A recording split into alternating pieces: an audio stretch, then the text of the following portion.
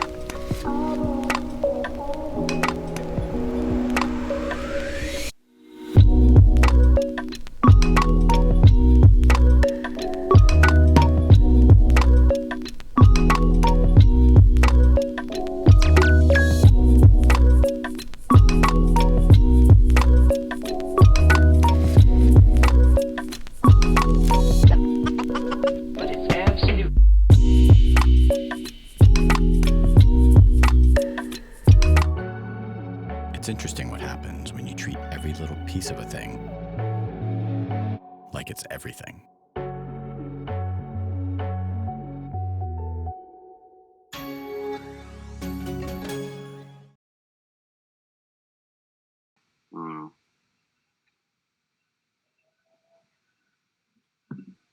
Hello, everybody. Andrew Steinthal here, co-founder of the Infatuation, also Chief Partnerships Officer. Welcome to the Infatuation Academy, presented by our very good friends at Dell. Can you see this through the pizza? Yeah, you can. There you go. There we go. You got that. It's a snazzy XPS laptop right here. We've been doing these 101 courses, classes, experiences, whatever the heck you want to call them in this crazy virtual world. But we're bringing in really cool friends of the brand across different creative touch points. And today we have a really special one to go out on with Diplo, who's going to be taking us through breaking down a song, which is really cool. So welcome, Diplo. Thank you for being here. Couple of housekeeping things to talk about before we kick it over to Diplo to talk through some do-si-doing. First things first, it's really important to know that you may potentially win one of these snazzy laptops today. You can, on the right-hand side of your screen, you will see a opportunity to make comments there. Put a comment in there and also fill out our survey, which is going to be coming to you after the session here, and you can win an XPS. We're going to be doing a Q&A session after Wes does his 101. So definitely get some questions popping, and we're going to pick some of the best ones to talk through after he does his thing. So again, really excited to be here to hang out with Wes and get him to take us through his new song. The man is a Grammy Award winner. He's got a new record coming out next week. So plenty to talk about. Without further ado, I'm going to kick it over to Wes to talk about, Do-Si Del. I just sent my friends to go get my Grammys. I'm going to have them here, so it's in the screen, so it's going to look a lot better. As you see, this is like my studio downstairs of my house, and I got my cowboy hat on because I'm putting out a country album next. Is it next week? I don't know what 29th. So I've been doing country music, my own fusion of it for the past about a year, because we started it last year at Stagecoach, which is a festival here. There's actually awesome food there, by the way. It's a really good place for food. I linked up a Guy Fieri, actually. We did a little promo with him. Wait, can we talk about Guy Fieri for 1 second though? 100%. We love Guy Fieri at the Infatuation. Yeah. He has really good vibes. I actually didn't even know he was from California. I thought he was from like the South or some Midwest. He's actually like from the Bay Area, like Marin County or like up north. He's like from a really cool, awesome place, and into wine, and of course into his own mezcal brand. I may or may not have drank a whole bottle just during one interview, but he holds up like an entire little part of the park. Stagecoach happens in the same place Coachella happens. Put these right here. We got it. I think I have 3, but whatever. Amazing. Okay, anyway, so Stagecoach happens where the same place Coachella happens, and where one area of the tents would be, they have like a whole food area, and he has an entire place where he basically performs and talks about food, does interviews for a whole day there. And I came up with him while he was doing some barbecuing, and drank some stuff with him. We got some good shots and became friends with him, man. Him and his kids are super cool. They love the music I was making, and so that that was about a year ago when I first went to Stagecoach, and I've been sort of like working on this album for the last year, and I'm dropping it. It's 10 tracks coming out on May 29th. It's called Thomas Wesley, my actual name, and then which is kind of like very country to have 2 first names, and that's it. Been interesting watching your career, man. You've kind of gone at your own pace and had there you go. There's number 3, and just kind of before the leave up there for now. Never a dull moment with you and your music, and how you've kind of just decided to go in one route or another route, and now it's country. It's fun, and you never know what's going to happen next. I think because I've had this career that I've been waiting to like kind of fall off and not no one listened to my music for so long, that since people are still listening to what I'm doing, which I don't know how or why, I just gonna keep throwing curveballs because what else is there? I mean, I could just hammer the same thing, but then you gotta get the same record. That's like most artists do that. But when you think about the guys who I just feel like went down in history forever, where I look up to, the guys like Herbie Hancock or Miles Davis, or David Bowie, who just did so many different styles during their career and were able to like mutate so many different ways. Joe Strummer, was one of my idols. Even Johnny Cash, and Johnny Cash is important to this song because actually I was listening to one of his records called I've Been Everywhere. It's kind of like a folky, like finger picking guitar record that's like, country music these days, there's many different styles of it. It's one of the most diverse. Honestly, you might just think it's one thing, right? When you hear country, you're gonna like turn on that country station wherever you live, and you think you hear the same record, same tempo, kind of same vibe. There's a certain pop radio country that's happening now, and I step into that sometimes in the album. But country is so diverse, from Americana to like punk rock to like hillbilly guys to like bluegrass to country folk to California country. There's like so much music in that world, and Johnny Cash always has some like kind of dance records. I wouldn't say dancing, but there's a scene in country music where people line dance. They go to bars, and back in the 70s there was like roadhouses and honky tonks and awesome parties. And country music was danceable, and it still is at some points.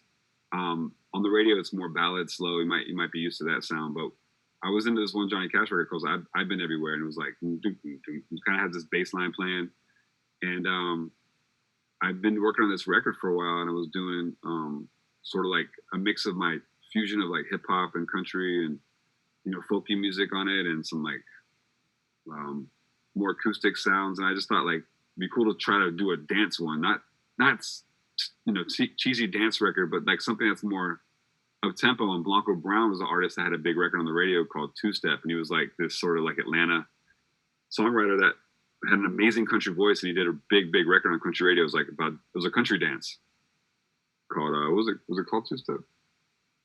Two Step and the Bad Boy Boogie. Anyway, it was like a big record.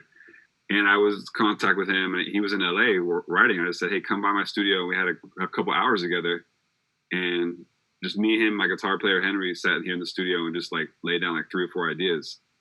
So yeah, that's how we started this record, Do-Si Do. Very cool. Very cool. Well, do you want to take the folks who are watching through a little bit about how a song like Do-Si Do comes together? Yeah. I think people would be interested in hearing from your perspective how it all comes to be. I'd love to do that. Let me do it right now. Let me get my screen big. So, we started with a different record, kind of like an acoustic slow record. And I was like, that's cool, whatever. We got that out of the way. It sounded like everything else, and I was like, let's do something up tempo. So I played that Johnny Cash record for my friend. I said, like, lay down some guitar for me. So we played like 4 or 5 ideas, and this was the first one we came up with. Let me see if you guys can hear it.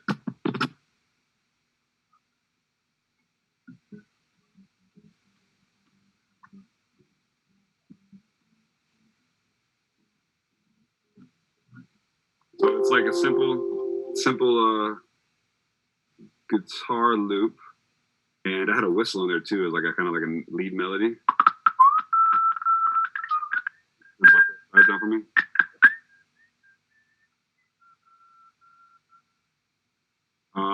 And then we just started laying down an idea, like scratch vocals.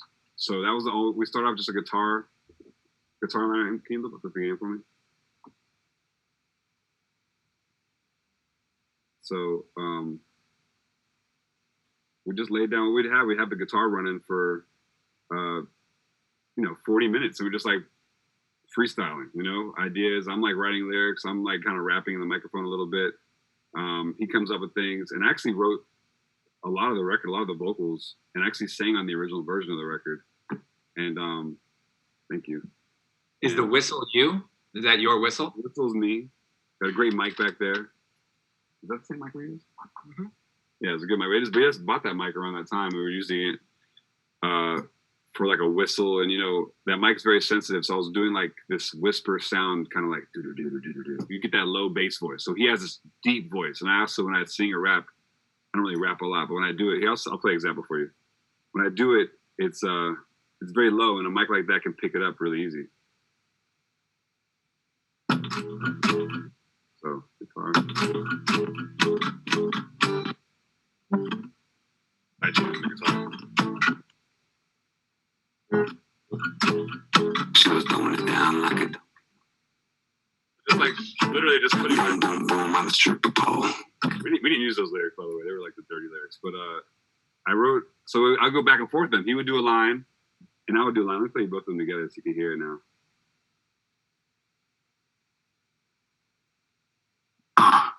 Do-si-do, do-si-do, oh, let me see you throw it down, do-si-do, do-si-do, do-si-do, do-si-do, let me see, and catch the breeze. So we go back and forth, like me and his voice, and then I didn't really like my voice, so I kind of took it off at the end of the record, and then we added me at the end. I think I have one line at the end of the song.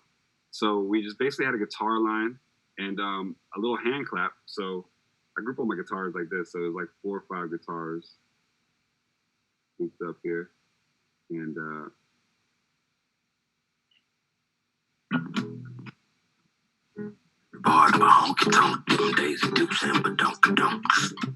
and we brought the drums in, and I'll play those for you. Let me add the bass too. So the guitar is easy. Start with the guitar, and then you add the bass. It's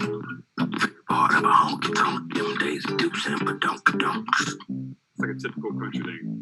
Doom, doom, doom, doom. Not too fancy, not too funky. Just literally like just syncopated. Doom, doom, doom.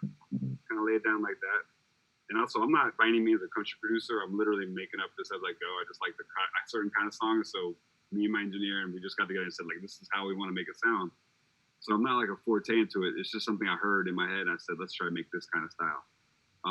The hardest part was getting the drums right, because I wanted the drums to be banging, like you could play them in a club. I'm also a DJ, so I was like, let's find something you could dance to, but also I don't want it to be like cheesy club drums, like something kind of feeling acoustic and natural. So literally start like a disco clap and like just a kick, so you can kind of like just kind of record on our own. In fact,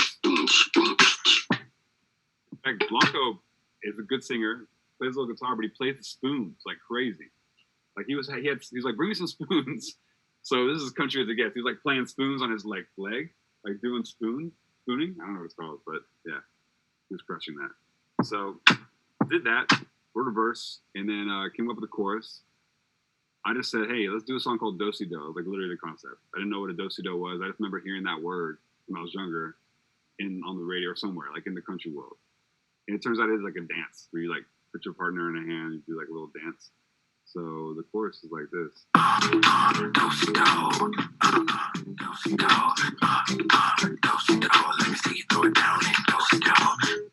of chill, and that's like a nice little hook, very country. And then to make it sort of like my vibe, we put a little post-chorus in. That's the harmonica part, like the wild harmonica part. And that took a while because we didn't have one. We didn't have a like a post-chorus basically the whole time. And when it got close to finale, we decided we had to rush and make one. So that part came in last, and it's the harmonica like this. We found some samples.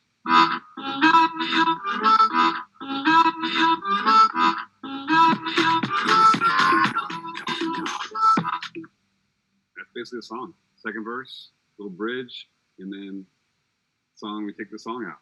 So those are the building blocks of the song, and it happened really quickly. We did the song in probably wrote the whole thing in about an hour and a half or something, like probably one of the quickest songs I ever wrote all the way through.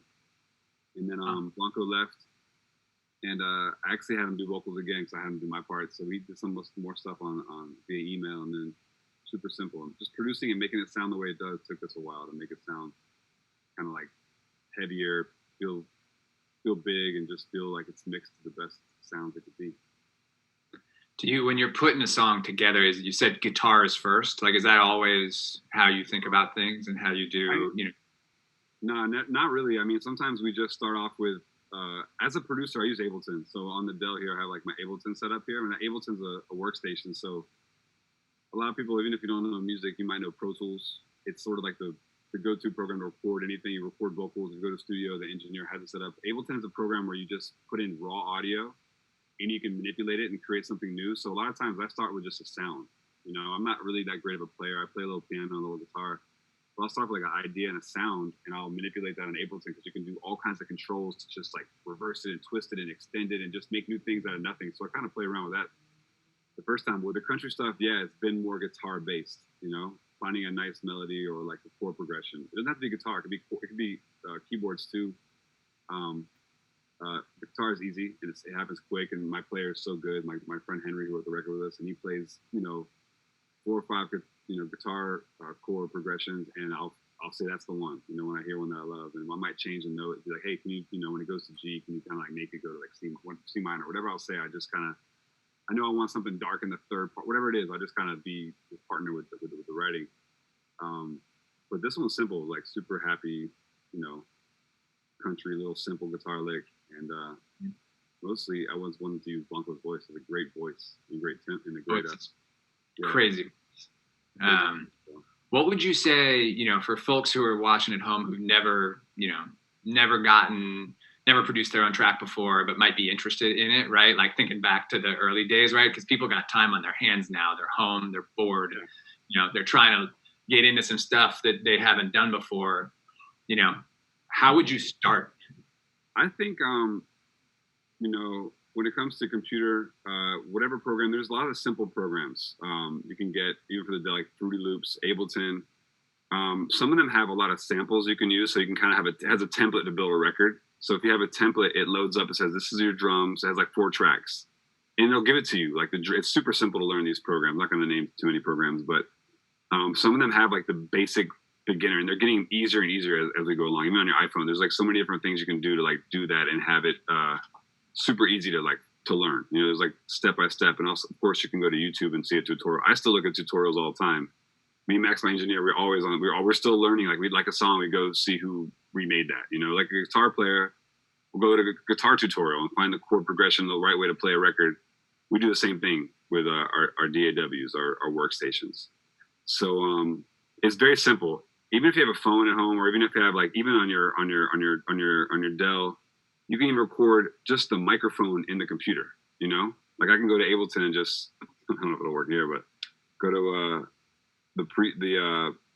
the preferences and just set the microphone to be this one, and I can just go down here and just make a noise, like just just like record that, loop it up for 1 minute. I got the track already. That's all you need to do.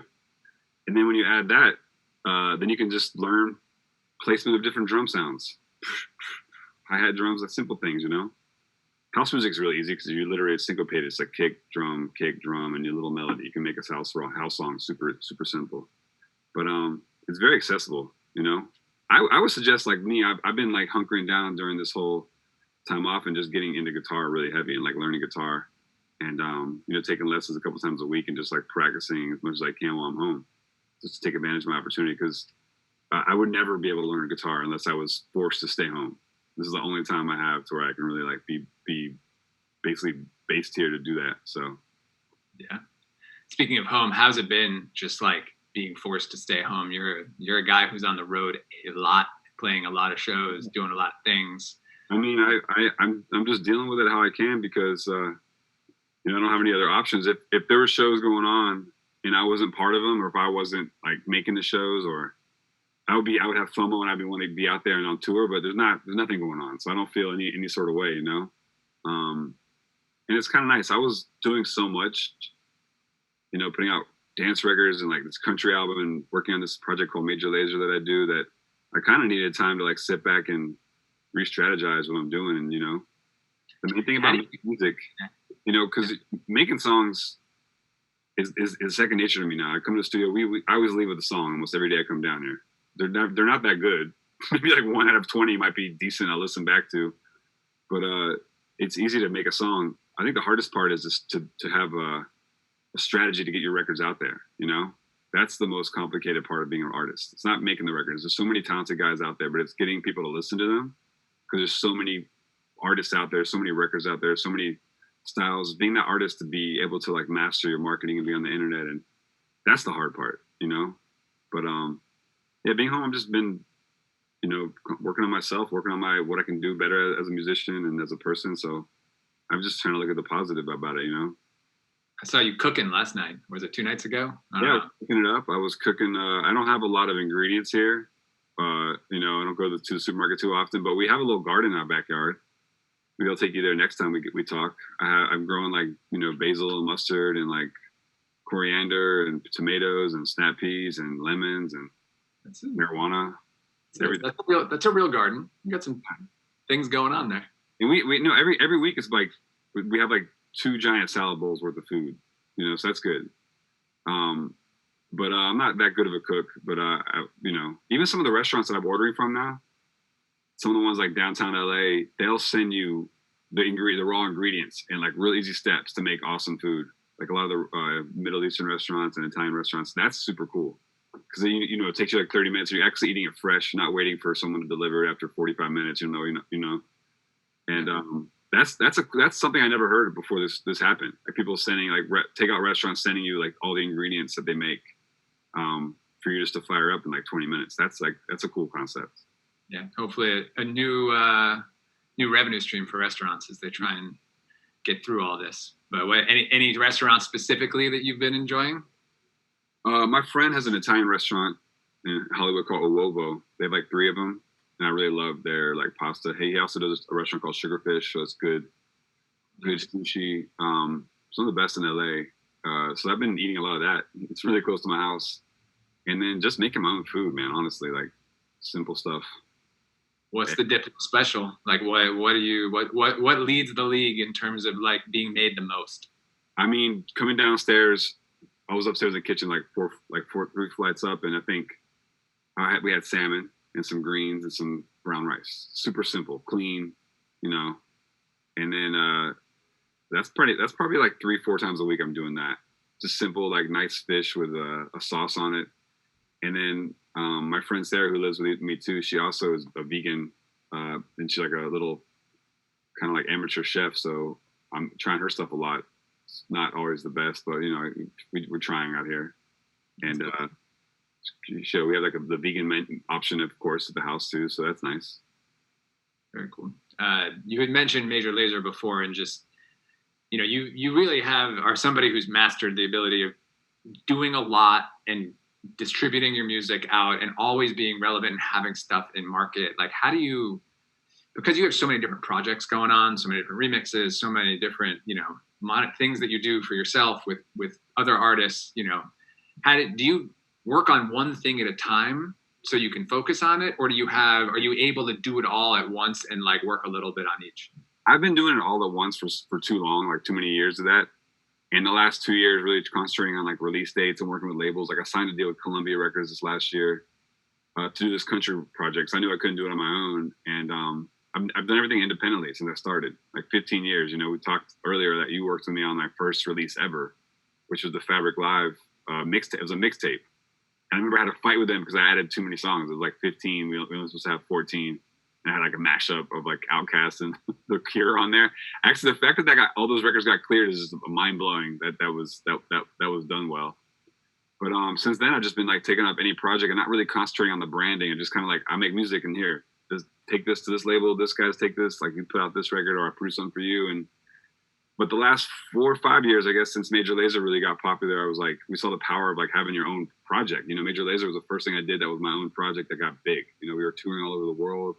Before that, I was producing for people. I was just lucky to get by producing a record here and there. You know, like songwriters in LA, we're at the mercy of, you know, how cool we are. You know, we have to go every day to like songwriting sessions and work our asses off to get a record with somebody, like maybe an album cut for Bruno Mars or whatever it would be. And I was in that kind of rat race for a long time and having some success, you know, working with Sia really early in her career, and other artists, you know, doing stuff for The Weeknd, just different people that I connected with. But then building my own projects, like the last couple has been Jack U with Skrillex and Silk City with Mark Ronson and Major Lazer, and now the Thomas Wesley thing. Just being able to like see how much work goes into like being your own project. You know, I'm doing like 4 sometimes during the whole year, and The Weeknd only does The Weeknd, you know, and he still has to compete with everybody else out there, and he has to put everything into that energy of his project. So it's definitely not the right business model to do like 4 at once, but I'm just concentrating on this Thomas Wesley project for this whole year, basically, to try to like give it the most attention and build something new, because my fans don't know what the hell, you know. It's a difficult time to be my fan because you don't know what the hell I'm doing. You know, am I doing a house party because I'm streaming every weekend DJing, or am I doing country music? You know, I just keep doing it, and people keep paying attention. The cool thing about this new world of streaming and, you know, being on Twitch and like playing music all the time is actually it's not beneficial to be scarce. You kind of got to always be out there. You kind of always got to be flooding the market with what you're doing, who you are, and that's kind of like what I'm trying to do with this project. Very cool. All right, so we're gonna transition and take some questions from the audience.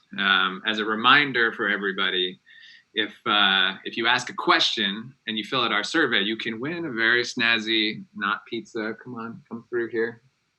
Dell XPS. There it is. She can be potentially yours if, just like the one that Diplo has that he is fondling right now. That could be yours if you ask a question and fill out the survey. But we're going to jump in. Juan would like to know, what goes into your mind when working with artists? Do you usually follow their styles or incorporate your own? Well, that's a good question, because it's totally different every time, you know. Some people might come to me, and a lot of times in my career, I was sort of like known as the guy to reinvent people. You know, after I had success with Justin Bieber and then Madonna, like it was kind of like or Usher even was my first breakthrough. Was doing a record for him called Climax, and it was like a departure. It was like kind of a dark record, and he was done pop music before that.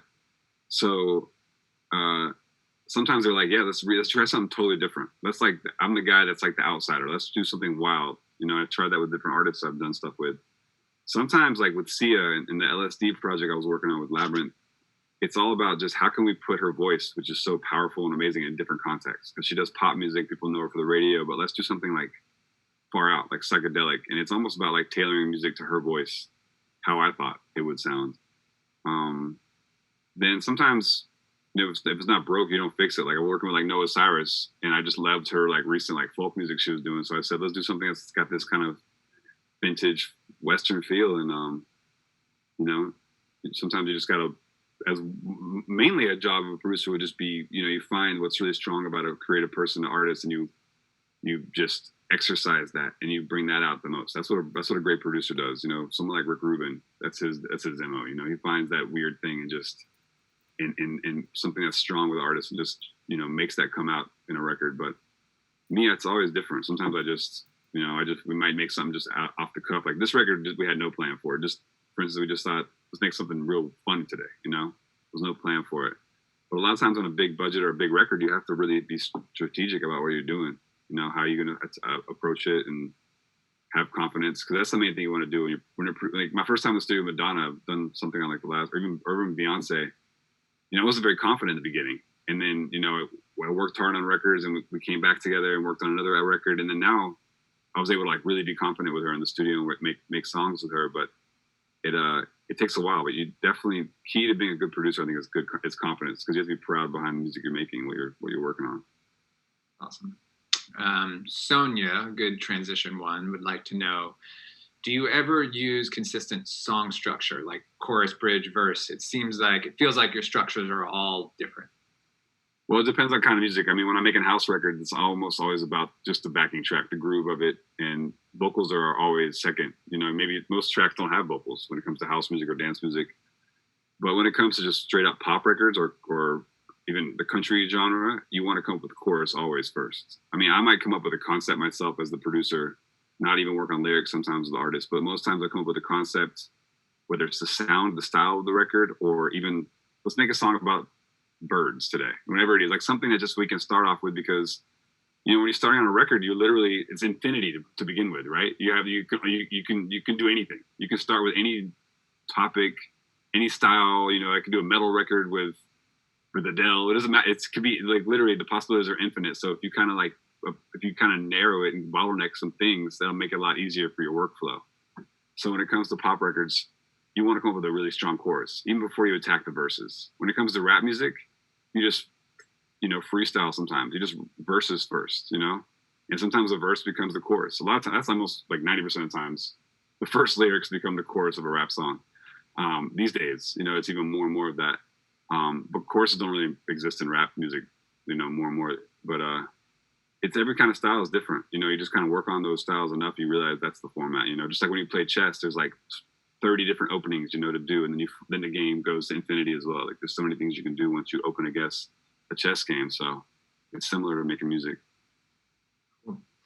Ruth wants to know, do you ever get inspired by an artist and create a track for them? Like, oh yeah. You know, go after artists that you want to work with. Yeah, sometimes that usually never works, but you know, like Rihanna might be a good example. You know, you always think of an idea like, oh, there's something happening. There's a style that I really like. Let's make this. I think she can really translate this record really easy, or Beyonce, or like someone. I mean, I really work with a lot of female artists a lot. I don't know why I've always like gravitated towards strong female artists, but you kind of just think of them as a model, and you're like the fashion designer, right? And you pick a pair of clothes out that's really crazy for them to wear, and that's kind of what you do as a producer. You find someone like, what will she look great in? Well, how can we like push this the furthest? Because I think a lot of times production is just like the bells and whistles, like the clothes on something. You know, the artists themselves and their voice is really like the meat to it all, and our job is to just kind of dress it up and make it look nice. Totally. Faye this is good. I like this one. Do you need to love the end product of the song once it's done? Is it hard to give up creative control too when you're working with a lot of people and there's a lot of cooks in the kitchen? Yeah, when there was a lot of cooks in the kitchen, you know, I've been part of projects. I worked on Watch the Throne, which is like probably the most complicated record of the last 15 years, like the Kanye and Jay-Z record. It was like every song had like 60 producers, you know, and at that point you're just like, oh, I'll be part of that, but you're really not adding anything to the records, and it's just like a mess. But there's kind of like different tiers of that chaos. But sometimes, you know, my friend Ariel Rekshai is another great producer I work with a lot. He goes into a project and does like the whole album. You know, he'll spend time like with Haim, or Adele's another example, where he just sits there and he's the main backing guy, and he's gonna sit through these records and power through them, and they're gonna like, you know, I'm not like that. I'm like more like I'll do one record here, one style like this. So a lot of times I might even add flourishes to some records. Someone might, like the weekend might send me something like, hey, can you do like the drums you do on this record? You know, whatever it is. And I'll do that. It's different things, you know, different times. When it comes to Major Lazer, yeah, I'm like full control of those records. Like the way they sound, the end product is all me. So I have to love them. You know, other people's records I produce, sometimes if they have demoitis, you know, that means they don't want to defer from the very first song we did. Because sometimes my songs might go to 80 versions. We have versions like Dos to Do was like what, 15 or maybe like 10. It wasn't that busy. That was like the 15th version we made of the song that became the one we used. A song like Get Free, this Major Lazer song, was like on version 100 before we finished it. So I'll work a lot on a record. But some artists, they want to have that first feeling of that first demo, and I don't want to, you know, sometimes you got to choose your battles. So you let it slide and say, like, let's make another record later, and then that's what you do. Get Free is so good. I can still hear that song. Like, I've probably listened to it a gazillion times. It's one of those songs that comes on and you're just like, fucking yes. Like, it's just... Me and Your Generation, that was a very, like, East Coast summertime record that just, very underground, you know, it wasn't big at all, but it was like a record that was traded a lot to people, and people all loved it that got it from their friends. And it had no success on radio or whatever, but every beat always says they love that record, so I'm really proud of that one. Yeah, that's a classic. All right, a couple like COVID related questions, or like this timing related questions. Do you think, Micah wants to know, do you think that the live streams you've been doing is what the future of music looks like? Mm-hmm. I don't know. It's too early. I mean, this all happens. We've only been in quarantine here in LA like 2 months, honestly, since middle of March. So it's not that, it feels like eternity, but it's not that long. And like when I look at my set list, I'm on like party number 9 of like the Friday night I do. And that's actually pretty long, but you know, we've been doing dance music for like, you know, 40 years. So it's not like we can change all this in 2 months. It did make us a lot more aware of that format though. You know, when I do DJ on live streams, sometimes the crowds are really big. We might get like 25,000 people watching the Twitch stream. And I think maybe 5,000 people are there for me, but 20,000 might just be there. They got there somehow, you know, they found it online, or they was on the front page and they got moved to this party for whatever reason. So a lot of times it's people that don't know me. And it's like a new audience. You know, when I do Zoom parties on Twitch, sometimes it's families and their daughters and their kids, and like little kids are listening to dance music, and it's like a different thing. So I'm usually playing in Vegas and the festivals, but so it's a different audience. Then you have things like Fortnite, and we did a concert there. So it's people that aren't my fans either, but they're gonna go see. You know, it's like they're gonna walk past my stage at a festival. They might walk in by accident. And then sometimes, you know, they did that concert with Travis Scott that was just mind blowing. So that is something that took a lot. That was working. They were working on that before this happened. You know, that's like four months in the 4 months in advance. They were working on that. They just happened to rush it during quarantine because it made a lot of sense. So, but that potentially could be something really big, like a VR experience like that. I hope that we do have a lot more experiential things soon when this is all over. But I think it's gonna be all about people's, you know, how comfortable they are, you know, going out and stuff like that. I don't know if we can make a general decision, but I know people love that experience of being at a party. The first party I had,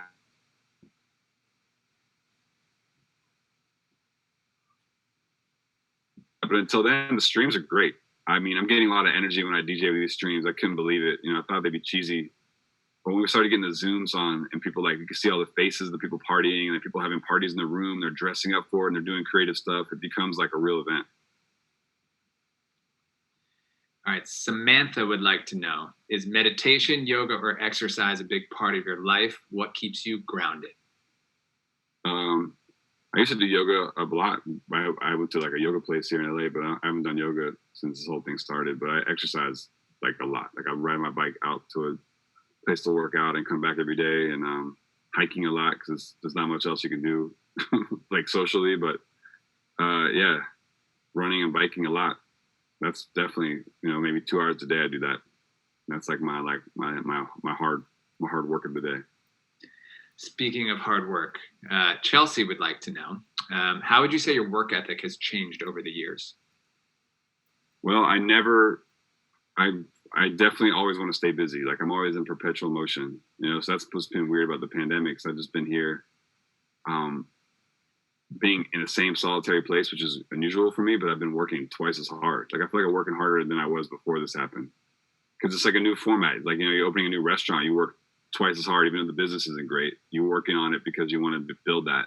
So even in this world of like streaming and releasing records without being able to promote them, you got to find different ways to do it. So I'm just working twice as hard to figure those things out. But I don't mind that. I love working. I love music. So I'm lucky that it's something I can do.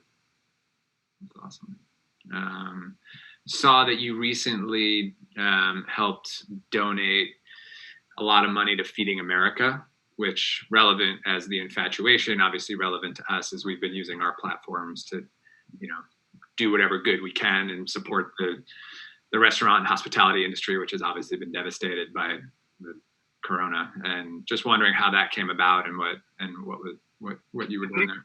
A lot of times we do streams, we're having a lot of people reach out to us, like DoorDash and Chipotle, whatever restaurants might be like, hey, we want to give away like $100,000 worth of credits, or even Corona, the beer. We did a fundraiser for them, and every person that viewed, they donated $5, a dollar for each person. We had 500,000 people watch our stream, so they ended up donating $500,000 to the restaurant workers, sort of a union there, restaurant, but just to help those guys out that are not making any money during this time. And then that's easy. That's another thing we can do at our streams to kind of give people something else, those benefits. So when they come up, yeah, we take them anytime.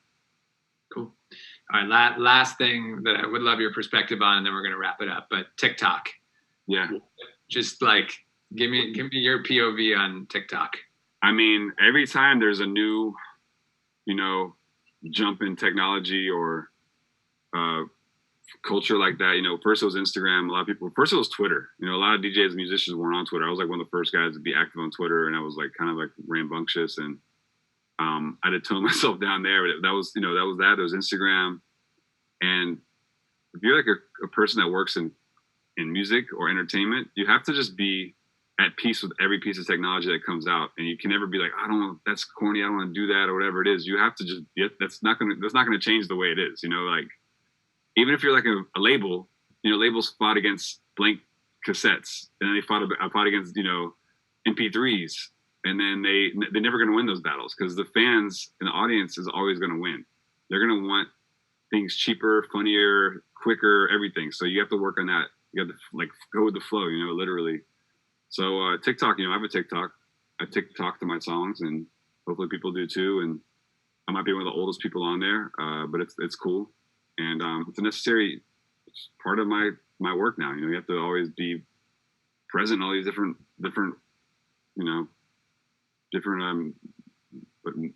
mediums these days. Cool. Awesome. Well, really appreciate you being here. Big shout out to Dell and, the Infatuation Academy rolls on. But the Thomas Wesley Chapter 1 Snake Oil coming out on May 29th. That is Diplo's new record, a country album. Get it, stream it, do whatever. You want people to buy it. People buy records. Download that on iTunes. Yeah, country people actually buy a lot of MP3s, but just go listen to it. If you like it, listen to it 100 more times. If you don't, go listen to something else I did. If you don't. Cool. Awesome. Right. Thanks, man. Hey, man.